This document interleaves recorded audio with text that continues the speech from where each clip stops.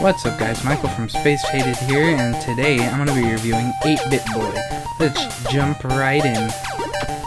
Alright, so first thing I'm going to say about this game is that it's got that retro platformer vibe that a lot of other games these days are like trying to capitalize on, because you know, nostalgia equals money for most people. So let's briefly talk about the story as it plays in the background. So to spare you guys from reading, this depressed little gamer guy, he's upset with his daily routine and he's gotten sick of it.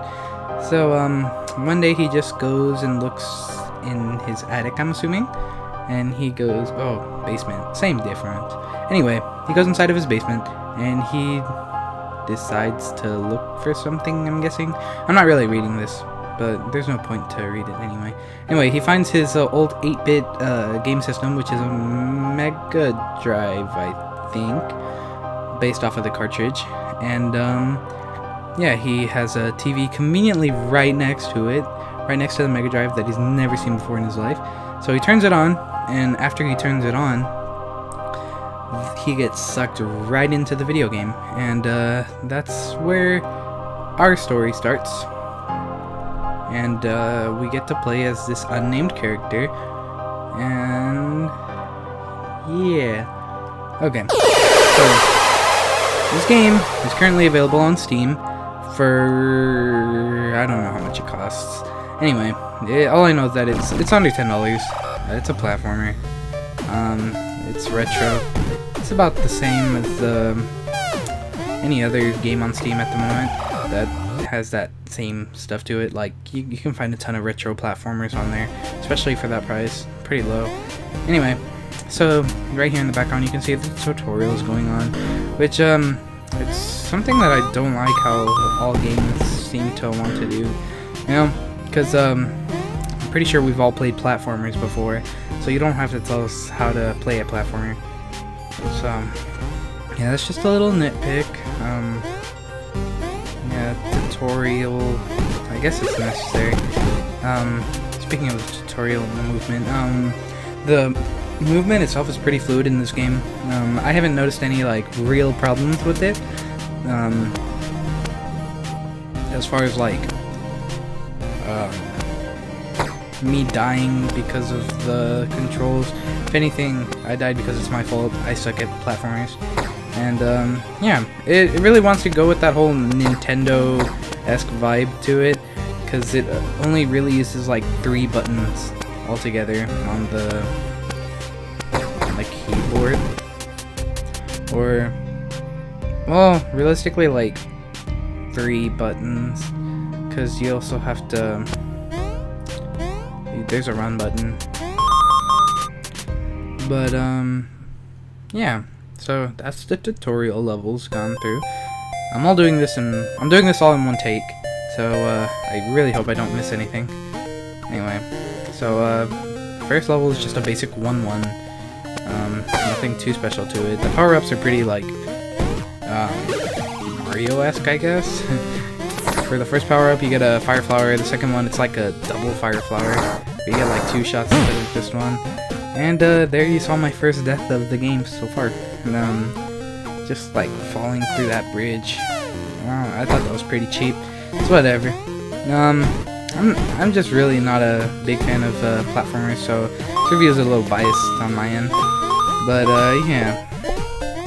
Another thing right here I want to point out is coins.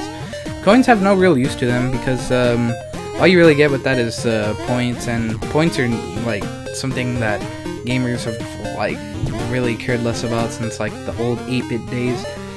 But I don't know, it might have something to do with like an achievement or something, but at this point it's like, who really cares, you know? Why collect coins and stuff if they have like no actual use to them? I guess it kind of goes with the whole what's it called, the 8-bit vibe that they were trying to go for. But yeah, other than that 8-bit vibe, it's kind of like unnecessary, you know? I'd say putting in like an upgrade system along with the coins would have been nice as well. And there you see, I just got a game over. I'm pretty bad at 8-bit games. One thing about this, it's pretty forgiving. you can just restart whenever, unlike Mario, where you'd have to start over from like the very beginning. Yeah, this game just lets you pick up from wherever you left off. And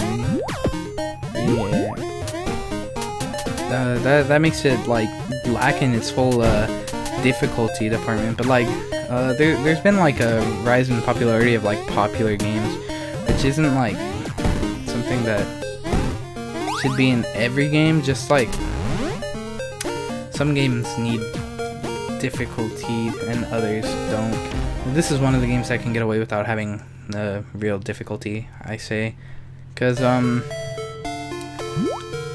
where it does have difficulty within the platforming, but it doesn't have any like extreme difficulty like other games just uses their like tagline in order to get people to buy their game. This game just relies on its actual like levels to get game overs, and not like cheap level design or anything like that, or cheap enemies. Everything in this game is pretty fair. You might die once or twice just because you don't know like one or two things, but it's not like you have to start it from the very beginning. It's pretty forgiving on that end. Yeah, along with that, the levels are all really nice, and they all have a nice aesthetic to them, all being aesthetically pleasing. They all carry that 8-bit vibe. I didn't notice a single part of the level that was like, or a single part of the game rather, that was out of place. This game does encourage a lot of exploration. There's a lot of hidden blocks and other types of things like treasures and such that you can find just by searching around in the world, which I like in a game because it actually gives you like incentive to take your time through the level instead of just like hurrying up and just flying by everything that the level has to offer to you, you know? Yeah, and there are some like puzzles type aspects to this game too.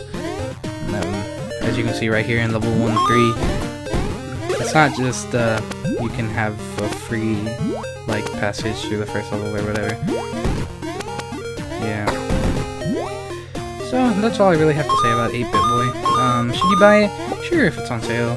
Steam cards are good, and yeah, I'm gonna leave you guys with that. This has been Michael from SpAceFaded, and I am out. Enjoy the rest of the gameplay.